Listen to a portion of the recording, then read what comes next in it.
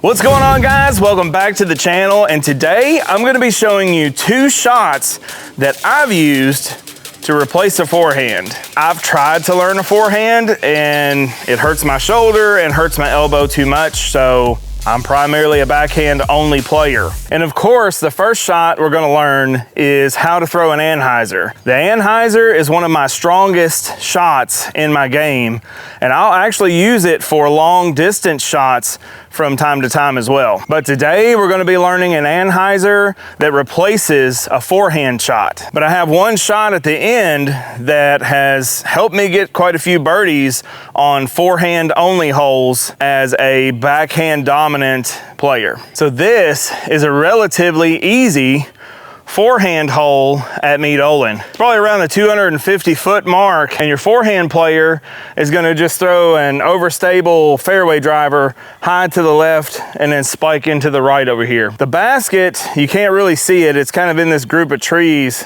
to the right of this taller tree. I'll highlight it on the screen so you know where we're throwing. The main thing that I'm focusing on when I throw an Anhyzer for this kind of shot is leaning my body back so I can get kind of a full rotation on the disc, and it's gonna be more of a low to high pull. So you're gonna be releasing a little higher than you normally would. One of the most important things to do, and a lot of people forget to do, is your follow through. So after you release the disc, you want to follow through all the way on the angle that you threw. I'm throwing a understable disc as well. So this is an Element. It's a little bit on the flippier side for a disc. It's kind of like a Buzz SS or a Mako maybe. You have to give it enough height, and you can lower your elbow for this shot too. So a normal tee shot, you would keep your elbow up for a hyzer or a flat shot. For an Anhyzer, you can kind of dip this elbow down and let your wrist be higher as long as you're matching the angle.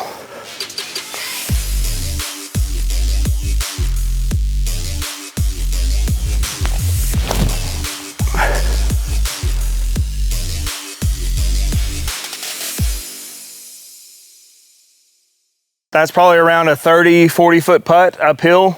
Let's see if I can't get this one to stay turned over. For the disc to stay turned over, you have to put a lot more speed onto the disc. The more speed you add to an Anhyzer, the higher you have to throw it, because it's gonna want to flip out of it.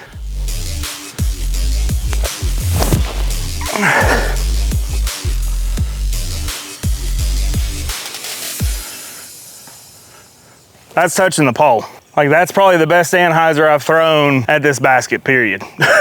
But that one had enough speed to stay in the Anhyzer. There are three key things when throwing an Anhyzer. One is you want to make sure that you're throwing from low to high. Key thing number two is selecting the right disc.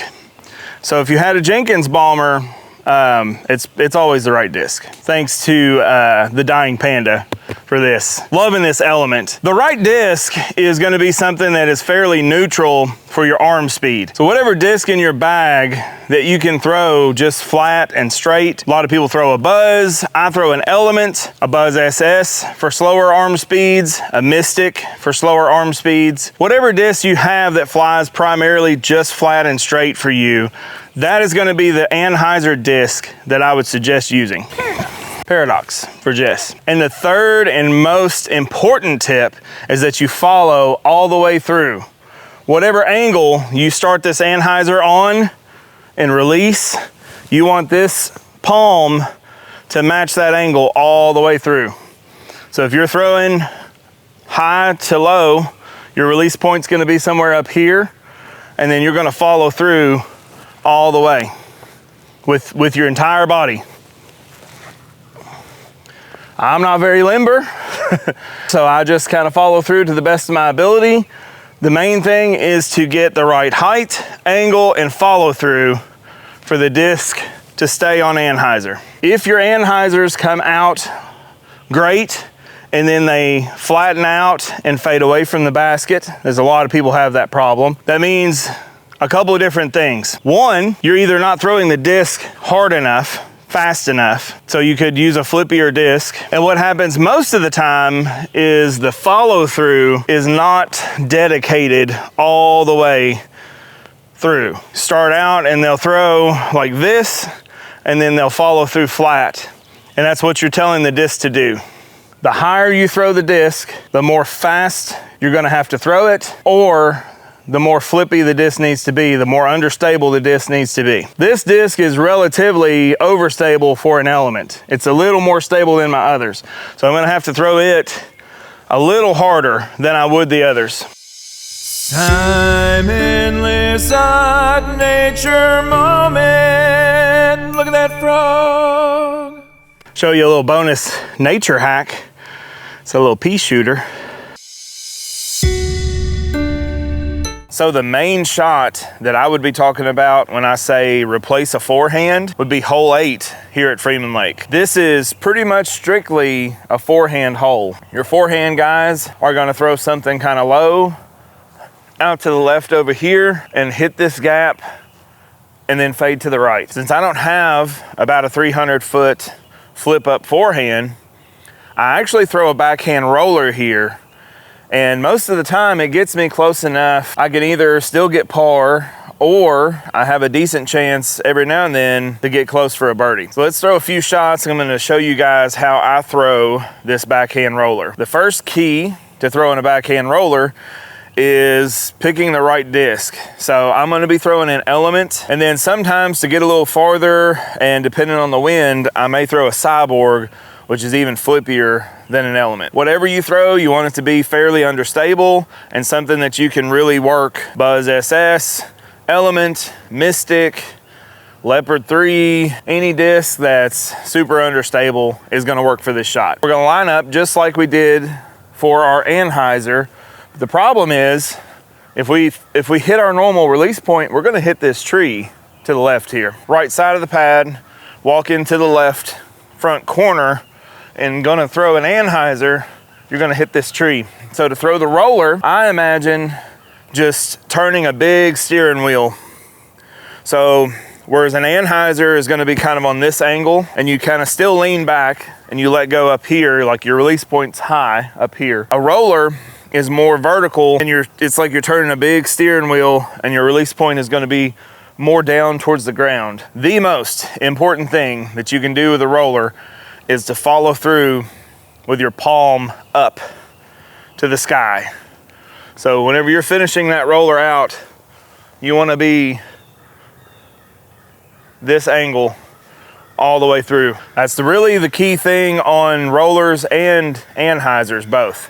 If you're not following through and dedicating that follow through all the way, the disc is gonna not stay in the shot. Your aiming point for a roller is gonna be a lot lower. So I'm gonna try to put this roller down in the grass. There's a little bit of a ditch here, so I'm trying to get just past that on a pretty vertical angle because it's gonna be rolling uphill. So it's gotta fight the hill. If you're rolling downhill, you can put it on a little bit more of a flat angle like this, because the speed of the hill is gonna cause the disc to turn up. Best roller out of the bunch landed here, and my best sidearm is gonna be 50 to 100 feet short of that. This at least gives me about a 45 to 50 foot putt. My backhand is only gonna give me about a 100 foot upshot. And the worst case scenario with this roller is I have a 100 foot upshot just like I would with a normal backhand.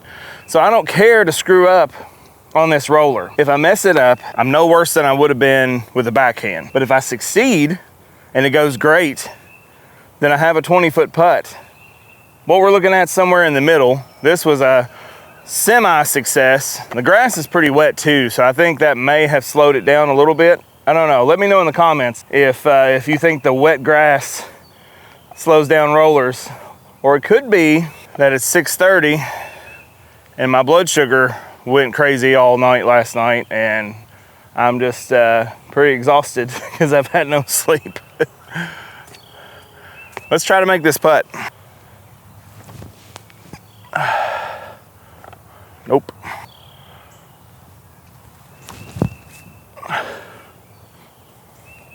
So we didn't make the putt, but the shot gave us a look at the basket. And it's no harder or no different to throw for me than my average backhand shot. The tree to the left blocks the Anhyzer, is what I would love to throw here, because I could throw a high Anhyzer and have it work just like a forehand. Since that's not an option, I have to throw the roller. So that's how to throw the 2 shots that I've pretty much replaced a forehand in my game with. If you found value in this video, be sure to like and subscribe.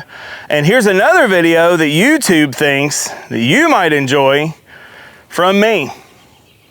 Have a great day. Stay in the fairway, guys. Throw rollers, they're fun. Rollers are fun.